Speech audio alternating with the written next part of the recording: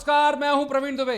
बॉलीवुड से लेकर खेल के मैदान तक आपने कई सारी जोड़ियां देखी होंगी जिनका साथ आना हिट होने की गारंटी होता है। सियासत में भी ऐसी जोड़ियां होती हैं। दिलचस्प और कॉमन बात यह है कि जहां भी जोड़ियां हिट होती हैं वहां उनके स्वभाव विपरीत होते हैं। मसलन एक तेज बल्ला चलाने वाला होता है, दूसरा विकेट पर टिककर खेलने वाला। एमपी की सियासत में भाजपा से यदि बात करें तो शिवराज सिंह चौहान, नरेंद्र सिंह तोमर, और कांग्रेस से कमलनाथ और दिग्विजय सिंह, ये दो जुगल जोड़ी तो चर्चित हैं ही। एक बार फिर केंद्रीय नेतृत्व ने प्रदेश भाजपा चुनाव प्रबंधन समिति का संयोजक बनाया है नरेंद्र सिंह तोमर को। मध्य प्रदेश में शिवराज सिंह चौहान को इतने लंबे समय तक मुख्यमंत्री बनाए रखने में उनकी मेहनत, उनके भाग्य ने जो योगदान दिया होगा, कमोबेश उतना ही योगदान केंद्रीय कृषि मंत्री नरेंद्र सिंह तोमर का भी रहा है। सबसे पहले 2008 और उसके बाद 2013 में दोनों की जोड़ी ने मिलकर भाजपा को सत्ता में मजबूती से काबिज रखने में बड़ी भूमिका निभाई। हालांकि 2018 के चुनावों में दोनों का कॉम्बिनेशन उतना प्रभावी नहीं रहा, बल्कि तब कांग्रेस और कमलनाथ दिग्विजय सिंह, माफ कीजिए, कांग्रेस से कमलनाथ और दिग्विजय सिंह की जोड़ी ने अपनी पार्टी की सरकार बनवा दी थी। तो आज बात करेंगे इसी मसले पर कि क्या दोनों पार्टियों की ये जोड़ियां इस बार कितना और क्या कमाल करेंगी। क्या दोनों दलों की जोड़ियां फ्री हैंड होंगी, ये एक बड़ा सवाल है।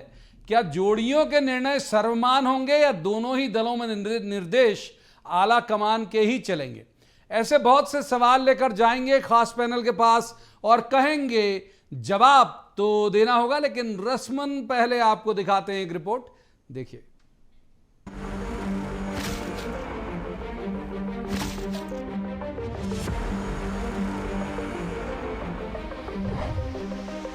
फिल्मों में अमिताभ धर्मेंद्र की जोड़ी हो या फिर अमिताभ शशि कपूर की, ऐसी अनगिनत जोड़ियां जब भी सिल्वर स्क्रीन पर आई तब कमाल कर गईं। राजनीति में पीएम मोदी और अमित शाह की जोड़ी का जादू 2014 से देश देख रहा है। लेकिन आज हम बात करेंगे मध्य प्रदेश की सियासत में मशहूर और अपने अपने फन में माहिर जोड़ियों की, जिन्हें सफलता की गारंटी भी माना जाता है और चुनावी प्रबंधन का सबसे बड़ा खिलाड़ी भी। पहले बात करते हैं सीएम शिवराज सिंह चौहान और नरेंद्र सिंह तोमर की जोड़ी की, जिसे भाजपा यहाँ की सियासत की सबसे पावरफुल जोड़ी मानती है। अगर 2018 को छोड़ दिया जाए तो इनकी जोड़ी ने चुनावी बॉक्स ऑफिस के सारे रिकॉर्ड तोड़ दिए। 2023 में एक बार फिर भाजपा हाईकमान ने नरेंद्र सिंह तोमर को चुनाव प्रबंधन समिति का संयोजक बनाकर साफ कर दिया है कि मिशन 2023 की पिक्चर का मुख्य किरदार सीएम शिवराज सिंह चौहान और नरेंद्र सिंह तोमर ही निभाएंगे। भाजपा की तैयार हो रही पिक्चर को डायरेक्ट करेंगे केंद्रीय मंत्री भूपेंद्र यादव, जिन्हें माना जाता है कि वो इस दौर के सबसे बड़े निर्देशक हैं। ऐसा नहीं कि भाजपा के अन्य नेताओं का फिल्म में रोल नहीं रहेगा, लेकिन उन्हें इन्हीं दो सबसे बड़े किरदारों के इर्द गिर्द रहना होगा। आज का दिन भारतीय जनता पार्टी मध्य प्रदेश के लिए विशेष दिन है, जब नरेंद्र सिंह जी के रूप में एक अनुभवी, परिश्रमी और निर्णायक नेता को चुनाव प्रबंधन का संयोजक बनाया गया है। और हम ये मानते हैं कि उनके नेतृत्व में सभी कार्यकर्ता प्राण प्रण से जुटेंगे और अपने नेता की अगुवाई में बहुत शानदार परिणाम विधानसभा चुनाव में लेकर मध्य प्रदेश में आएंगे। अब बात कांग्रेस के कमलनाथ और दिग्विजय सिंह की। मध्य प्रदेश की सियासत में जुगलबंदी की इस जोड़ी ने 2018 में भाजपा के सारे गणितों पर पानी फेरकर सत्ता भाजपा से छीन ली। ज्योतिरादित्य सिंधिया ने जब प्रदेश की सियासत का क्लाइमैक्स बदला, तब भी ये जोड़ी कांग्रेस की फिल्मी पर्दे से नहीं उतरी, उसका प्रयास करती रही। अब 2023 में फिर दिग्गी और कमलनाथ की कामयाब जोड़ी फिल्म में अहम रोल निभाने के लिए तैयार है। यहाँ भी अभी तक की सियासत को देखकर लगता है कि दिल्ली का दखल होगा, लेकिन लीड रोल में ये दोनों ही रहेंगे। अमित शाह जी ने वहाँ कहा है कि सत्ता और संगठन अच्छा काम कर रहे हैं, मगर चुनावी प्रबंधन नरेंद्र सिंह जी देखेंगे। आज आ गया लेटर, तो जब इनको पार्टी नेतृत्व में विश्वास नहीं कर रहा तो जनता इन चेहरों पर क्या विश्वास करेगी। मध्य प्रदेश की सियासत में मिशन 2023 की फिल्म में सीएम शिवराज सिंह चौहान और नरेंद्र सिंह तोमर की जोड़ी सुपरहिट साबित होगी या फिर कांग्रेस की कमलनाथ और दिग्विजय की जोड़ी सुपर डुपर हिट। फिलहाल कहना मुश्किल है, लेकिन इतना तय है कि दोनों पार्टियों के हाईकमान ये बात अच्छे से समझते हैं कि इन जोड़ियों के बगैर इस दौर में और कोई जोड़ी नहीं जो सत्ता के सिंहासन तक जाने का रास्ता तय कर सकती हो। Bureau report, BSTV। तो सबसे पहले उन मेहमानों का तारुफ मैं आपसे करा दूं जिनके साथ हम इस चर्चा को आगे बढ़ाएंगे। हमारे साथ हैं स्टूडियो में स्वदेश शर्मा, कांग्रेस के विद्वान ऊर्जावान प्रवक्ता हैं। स्वागत है स्वदेश जी का। दूसरे मेहमान है पंकज चतुर्वेदी, बीजेपी के विद्वान ऊर्जावान प्रवक्ता हैं। बहुत स्वागत है पंकज जी का। और तीसरे मेहमान हैं योगीराज योगेश, वरिष्ठ पत्रकार हैं, अच्छे राजनीतिक विश्लेषक हैं। योगीराज जी का भी स्वागत है। शुरुआत कर लेते हैं पंकज चतुर्वेदी जी से। पंकज जी, जो आज अनाउंसमेंट हुआ, जो जोड़ी बनी, ये जोड़ी 2008 2013 जैसी सुपरहिट होगी या फिर कुछ ऐसा 2018 जैसा मामला तो नहीं गड़बड़ा जाए? देखिए प्रवीण जी, आपने आपकी कॉपी स्क्रिप्ट में एक शब्द था पैकेज में अमान। सर, भारतीय जनता पार्टी में आला कमान नहीं सर, आला कार्यकर्ता की संस्कृति है। और नरेंद्र सिंह तोमर जी एक आला दर्जे के करता है सर। आज बहुत बड़े राजनीतिक पद और पद पर हैं और उनका व्यापक अनुभव है। हम सब जानते हैं कि पार्षद से लेकर देश की सबसे बड़ी पंचायत तक, मध्य प्रदेश में राज्य सरकार के मंत्री से लेकर प्रदेश अध्यक्ष तक, और अब केंद्र में बहुत बड़े बड़े विभागों पर उनका एक सफल कार्यान्वयन रहा है। और जिस प्रकार के राजनीतिक अनुभव की आवश्यकता चुनाव प्रबंधन के लिए होती है, मैनेजमेंट सर, प्रबंधन अंतर है सर। कांग्रेस में आगमन यहाँ आला कार्यकर्ता, भारतीय जनता पार्टी प्रबंधन कांग्रेस से बन, तो नरेंद्र सिंह तोमर जी के आने से भारतीय जनता पार्टी की, और हम सब ने तय कि हमारे केंद्रीय नेता आदरणीय अमित शाह जी आए थे गृह मंत्री के तौर पर, और बहुत सारे विषय वस्तु पर चर्चा हुई, मीडिया में कयास थे कि क्या क्या होता चलेगा। तो अभी तो प्रवीण की शुरुआत है। भारतीय जनता पार्टी की तो अपनी ढंग से तैयारी जो चुनावी है मैदान में दिखी नहीं कांग्रेस के लोगों। अच्छा। अभी तो नरेंद्र सिंह तोमर जी आए, पर जब चुनाव प्रबंधन के बाद तमाम सारी चीजें होंगी, हमारे जो केंद्रीय पार्टी के तौर पर 2 केंद्रीय मंत्री आदरणीय भूपेंद्र यादव जी, आदरणीय अश्विनी मिश्रा जी, वो 3 दिन की प्रवास पर है मध्य प्रदेश के, और ढेर सारी चुनावी रीति पर बातचीत होगी और जो चुनाव के समय होना चाहिए। समझ गया मैं। इसको लेके सप्लीमेंट्री अगले सवाल में आऊंगा। मैं समझ गया कि आपने जो कहा अभी तो ये अंगड़ाई है। स्वदेश जी के पास यही सवाल लेके जाते हैं। स्वदेश जी, इनके तरफ से तो अभी तो ये अंगड़ाई है, आगे और लड़ाई है, बहुत सारे नाम जो हैं वो आ जाएंगे, जुगलबंदियां, यानी और भी जोड़ियां आएंगी मैदान में। आपके यहाँ तो 2 ही जोड़ी स्थायी है। ये जो जोड़ी, मतलब 2 लोग की एक जोड़ी स्थायी है, तो ये जोड़ी, इस जोड़ी पर भारी पड़ जाएगी बीजेपी की जोड़ी पर। देखिए, आपने बिल्कुल सही फरमाया। ये भारतीय जनता पार्टी के लिए लड़ाई है और मैं समझता हूँ कांग्रेस तो स्विप करने जा रही है।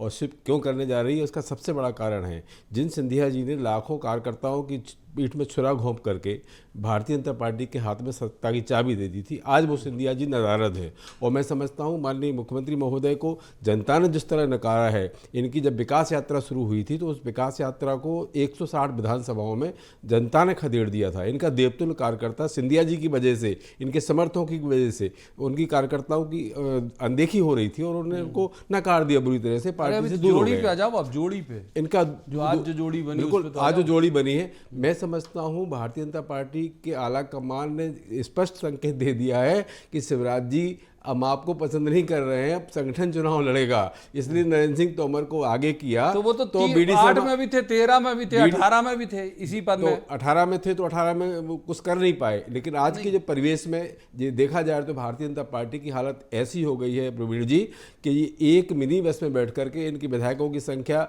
अगर विधानसभा तक पहुंच जाए तो बड़ी बात होगी। ठीक है, बड़ी बात होगी, इस पे बात करेंगे। दावे हैं योगीराज योगेश जी को इन करते हैं। योगेश जी, अभी तो ये बात, ये मैं भी जानता हूं कि भाई जोड़ियां अभी और बनेंगी बीजेपी में। अभी मैं पंकज जी के पास वो सवाल लेके जाऊंगा, और कांग्रेस में भी संभव है कि बने, लेकिन अभी तक जो 2 जोड़ी मैदान में दिख रही है, एक बीजेपी की एक कांग्रेस की, आप दोनों की तुलना करिए जरा। देखिए प्रवीण जी, बड़ा जोरदार आपने डिस्क्रिप्शन दिया जोड़ियों का, और मुझे ये लग रहा है कि ये चुनाव जोड़ियों पर तो है ही, और ये फ्री की रेवड़ियों पर भी है। लेकिन जहाँ तक जोड़ियों की बात है, डेफिनेटली कांग्रेस की जोड़ी थोड़ी वेटरन जोड़ी है, और बीजेपी ने नए प्रयोग किए हैं।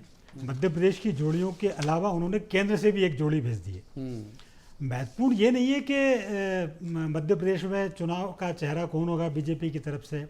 महत्वपूर्ण ये कि यदि 8 जोड़ी बन जाए, 10 जोड़ी बन जाए, 12 जोड़ी बन जाए, बावजूद इसके यदि वो विनिंग वो जिता ले जाती है तो इसमें क्या बुरी बात है। कोई जोड़ी बनना, कोई ऐसा नहीं कि जोड़ी बनने से कोई बहुत बैड इफेक्ट पड़ रहा हो। नहीं, हम बैड और गुड की बात ही नहीं कर रहे हैं, हम तो सिर्फ इस तरह इफेक्ट की बात कर रहे हैं। कांग्रेस से ऐसे सवाल आते हैं कि हमारे पास, इनके पास इतनी जरूरत क्यों पड़ रही।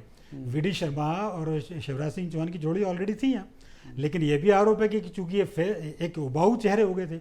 मेरा ये मानना है कि भले ही कितनी जोड़ी है जाए, लेकिन यदि लक्ष्य एक है, टारगेट एक है और भाजपा को यदि विजय मिलती है तो इसमें कोई मतलब मैं तो नहीं समझता कि कोई बुरी बात है। एक बार पंकज जी को इन करते हैं। पंकज जी, तो जो अब अगली जोड़ी की तरफ बात करते हैं, अभी तो अंगड़ाई वाली में, तो क्या सिंधिया जी उसी भूमिका में तो नहीं रहेंगे जिस भूमिका में पिछली बार कांग्रेस की तरफ से थे? माने चुनाव प्रचार अभियान समिति की इलेक्शन कैंपेन इंचार्ज तो नहीं हो जाएंगे? अब जो अगली जोड़ी बनेगी उसमें उनका नाम भी है, मतलब इलेक्शन कैंपेन वही संभालेंगे क्या?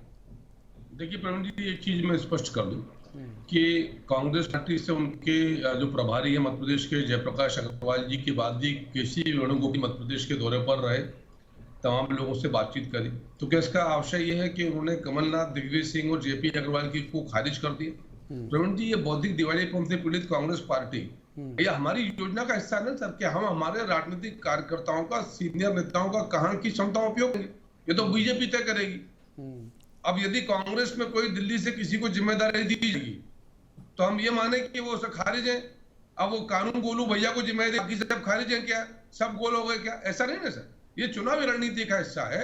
और हम तो सिर्फ इतना तो बोलना चाहते हैं सर कि ज्योतिरादित्य सिंधिया जी हों, कैलाश विजयवर्गीय जी हों, प्रहलाद सिंह पटेल जी हों, भारती जी हों और हमारे सीनियर नेता हों, सबको संगठन उनके दायित्व के अनुरूप निर्धारित करेगा कि किसको क्या दायित्व देना, क्षमताओं के अनुरूप।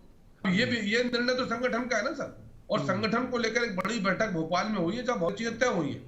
क्या तय हुई है, एक कार्यकर्ता के नाते मुझे जानकारी है, लेकिन बहुत सारी चीजें रणनीति का हिस्सा होती है जो यहाँ चर्चा नहीं की जा सकती। पर एक चीज सुनिश्चित है, जैसे योगी जी ने कहा, अब की बार 200 पार, हर मतदान केंद्र पर 51% इस लक्ष्यार्थ काम। ठीक है, आपके ऑडियो में कुछ दिक्कत आई, संभवतः तकनीकी वजह से आपके ऑडियो में दिक्कत आई। एक बार स्वदेश शर्मा जी को इन करते हैं। स्वदेश जी, एक जो बड़ा सवाल है, तोमर साहब जहां से आते हैं, पंकज जी का ऑडियो चला गया था इसलिए मैं सप्लीमेंट्री ले नहीं पाया।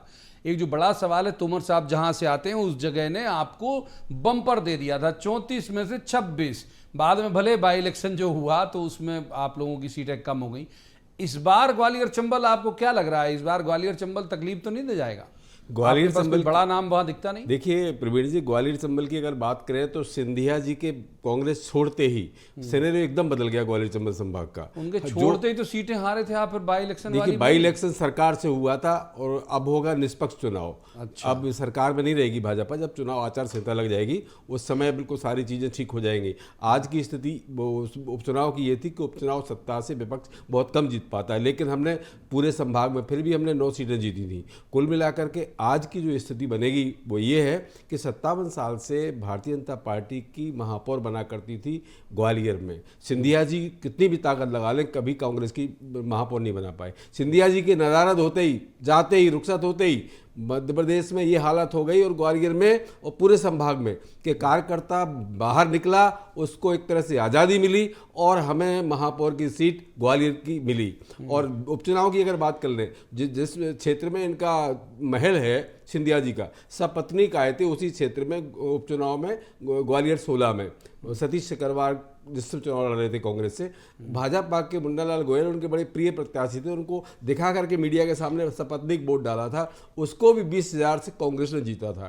कुल मिलाकर के ग्वालियर चंबल का 34 में से कितनी ला रहे हो, अब की बार 200 पार कर देते हैं पंकज जी, 25+ ग्वालियर चंबल संभाग में कांग्रेस। मैंने पिछली बार से कम। एक बार योगीराज जी को इन करते। योगीराज जी, चंबल, ग्वालियर चंबल खास तौर पर, माने विंध्य के बाद सबसे माफ कीजिए, मालवा के बाद सबसे ताकतवर इलाका जो गवर्नमेंट बनाने का रास्ता प्रशस्त करता है, उस इलाके की क्या संभावनाएं देखते हैं आप? देखिए प्रवीण जी, ग्वालियर चंबल अंचल बहुत मायने में बहुत ख़ास है।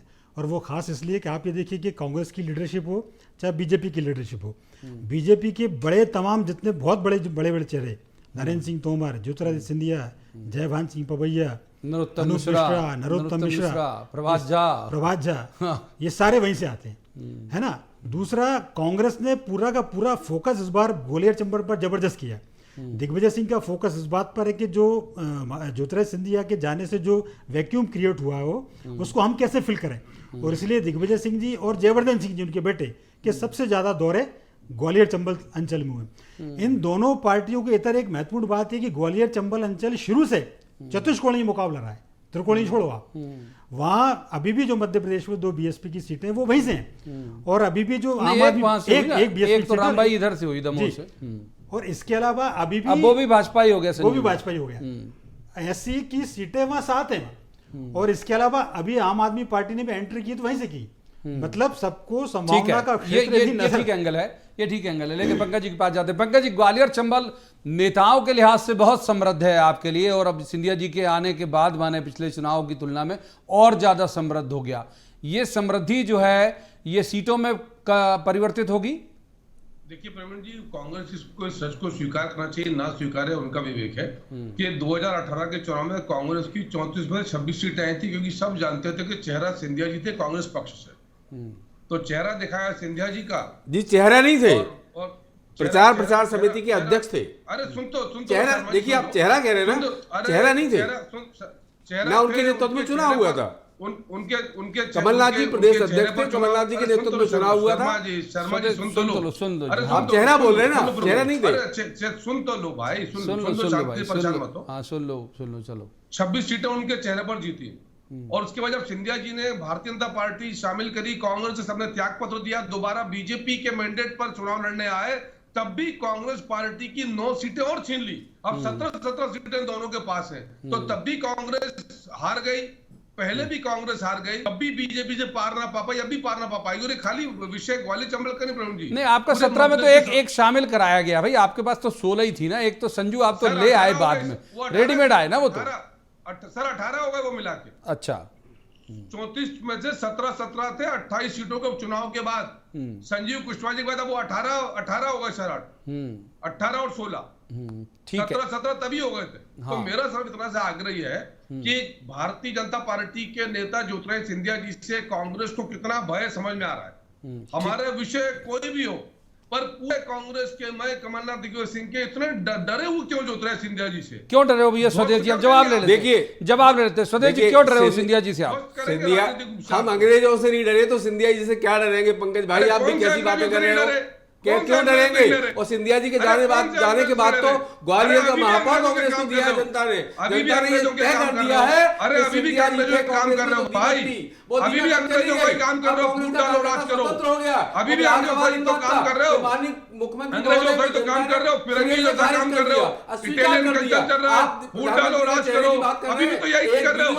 अरे अभी भी अंग्रेजों का काम कर रहे हो भैया, अंग्रेजों की पार्टी, अंग्रेजों का कल की सोच, अंग्रेजों की नीति, फूट डालो राज करो, फूट डालो राज करो। कोई भी करने नहीं पाए। गोविंद को क्यों खारिज किया? अच्छा, गोविंद को क्यों खारिज किया? दिग्विजय फाटक लगा। अरे जब माननीय प्रधानमंत्री महोदय को नकार रही है जनता, तो आपके नरेंद्र सिंह तोमर जी हो, शिवराज सिंह जी हो, बीडी शर्मा जी हो, सिंधिया जी हो, या कोई भी हो, ठीक है सर, शोर हो जाता है, समझ नहीं आता शोर में। फिर बात पूरी करिए जल्दी स्वदेश जी, फिर उधर जाएंगे, बात पूरी करिए जल्दी। क्यों बुलाने पड़े? गोविंद सिंह को क्यों खारिज किया? दिग्विजय सिंह बुलाने पड़े, अरे सर स्वदेश जी बात जल्दी पूरी कर लीजिए। पंकज जी 1 मिनट, फिर तीसरे मेहमान की तरफ चले जाते, जल्दी बात पूरी करो, फिर तीसरे मेहमान की तरफ जाएंगे जल्दी से। देखिए, ग्वालियर चंबल संभाग का तो रसूख ये है कि ग्वालियर चंबल संभाग में गुलामी को कभी पसंद नहीं किया लोगों ने। सिंधिया जी के जाने के बाद हमको ग्वालियर की सीट मिली, अब ये दोहराव है, अब ये दोहराव है। अब एक बार योगी राज जी को इनकर, या तो पंकज जी माफ कीजिए, योगी राज जी को, पंकज जी माफ कीजिए, योगी राज जी, अरे योगी राज जी को इनकर वो सर आऊंगा, वक्त है अभी हमारे पास बहुत ज्यादा। योगी राज जी, जो बात आप वहां अधूरी छोड़ गए थे, उसी सिरे को पकड़ते हैं हम कि अब पंकज जी का क्लेम यह है कि भाई चूंकि सिंधिया जी के नाम पे वहां वोट पड़ते हैं, और उन्होंने कुछ एक तथ्य और उदाहरण दिए, इनका यह है कि भाई अब सिंधिया जी चले गए तो हम फ्री हैं। लेकिन ये बात सही है कि बसपा अगर कहीं प्रभावी है तो उन्हीं बॉर्डर वाले इलाके में, वो रीवा तक चले जाओ आप, जो यूपी से टच होता हुआ हिस्सा है, वहां पर बसपा प्रभावी दिखती है। टिकट आए नहीं आए, जीते नहीं जीते एक अलग मसला, और एक आम आदमी पार्टी भी इस बार बड़ी चुनौती होगी। तीसरा, बीजेपी के संदर्भ में बात करें तो वहां अब सिंधिया जी के साथ आई हुई टीम मौजूदा और जो पुरानी टीम, वो भी एक मसला है। इनके संदर्भ में बात करें तो इन पे लीडरशिप क्राइसिस है, वहां पे कोई एक ऐसा बड़ा नाम नहीं है जो ये क्लेम कर दे कि 34 सीटें ग्वालियर चंबल की मेरे जिम्मे करिए, मैं जिता के लाऊंगा। योगी जी, प्रवीण जी, मैं आपकी बात से सहमत हूँ। ये बात सही है कि कांग्रेस की तरफ से ऐसा कोई क्लेम करने वाला नहीं है, और सबसे दिलचस्प मुकाबला इस बार मध्य प्रदेश में होगा तो उसी अंचल में होगा। एक महत्वपूर्ण बात यही है कि ज्योतिरादित्य सिंधिया को आप इतना इजीली नकार देते हैं कांग्रेस वाले, इतना भी नहीं है, ऐसा भी नहीं है कि साहब उस अंचल में सिंधिया का कोई महत्व नहीं है। ग्वालियर के महापौर का बार बार उदाहरण दिया जाता है, ग्वालियर का जो महापौर जीता वो बीजेपी के तो कैंडिडेट था एक समय, तो आप ऐसा एकदम से इग्नोर नहीं कर सकते कि साहब सिंधिया के आने की वजह से ग्वालियर जीत गया। पार्टी नहीं जीती है, कह रहे हो आप? तो कहने का अर्थ है कि वो इलाका आज भी सिंधिया, और चूंकि बीजेपी की जो मैंने टॉप लीडर के नाम वहाँ बताए, तो आज भी बीजेपी वहाँ कांग्रेस की तुलना में मजबूत है। अब ये बल्कि मुझे तो ऐसा लग रहा है कि थर्ड फ्रंट वहाँ का मुकाबला कांग्रेस से दिलचस्प हो जाएगा। तो मुझे ऐसा लगता है कि इन तीनों के मुकाबले फिर भी वहाँ बीजेपी आगे लीड की स्थिति में है। अब ये देखना यही होगा कि वोट में तब्दील कितना हो पाता है, कौन किसको कर पाता है। एक बार स्वदेश जी कुछ बोलना चाह रहे थे आप? एक सवाल और एक सवाल मेरा ले लीजिए सर, कि बसपा और आम आदमी पार्टी ये इस बार एक तरह से वो कहते हैं ना वोट कटवा, जो लालू यादव जी ने शब्द इस्तेमाल किया था, जीते भले नहीं, वोट कटवा तो हो सकते हैं उन सब बॉर्डर वाले इलाके में। देखिए साहब, मैं वहीं का निवासी हूँ और मैं एक एक वोटर को जानता हूँ। लगभग ग्वालियर चंबल संभाग में कई विधानसभाएं ऐसी हैं जिनमें बीएसपी का वोटर भी जानता हूँ मैं समझता हूँ अब की बार जो स्थिति है, चुनाव होना भाजपा से और कांग्रेस से ही। कोई भी कितना भी जतन कर ले, वोट कटवा लोग आएंगे, प्रत्याशी होंगे, लोकतंत्र में सबको अधिकार है, लेकिन लड़ाई होगी कांग्रेस और भाजपा की, और इसमें कांग्रेस बहुत आगे जाएगी। सिंधिया जी अगर इतने ही वजनदार होते, मैं इस बात को जोड़ना चाहता हूँ, एक छोटे से कार्यकर्ता केपी यादव से चुनाव कितनी बुरी तरह से हारे थे ये पूरे देश ने देखा है। अरे भाई, इतने वजनदार थे, इतनी उनकी महिमा मंडन हो रहा है, तो एक छोटे से कार्यकर्ता से कैसे चुनाव हार गए? वो कांग्रेस में थे इसलिए वो नेता थे। अब वहां तो भाई साहब पहुंच गए, हमारे यहाँ थे तो हम श्रीमंत और महाराज के बोलते थे, वहां तो हर चीज से किनार कर दिया है। कोई पोस्टर भाजपा का जारी होता है तो सिंधिया जी की उसमें फोटो नहीं होती, जबकि हमारे यहाँ उनका जो सम्मान था कि एक उनको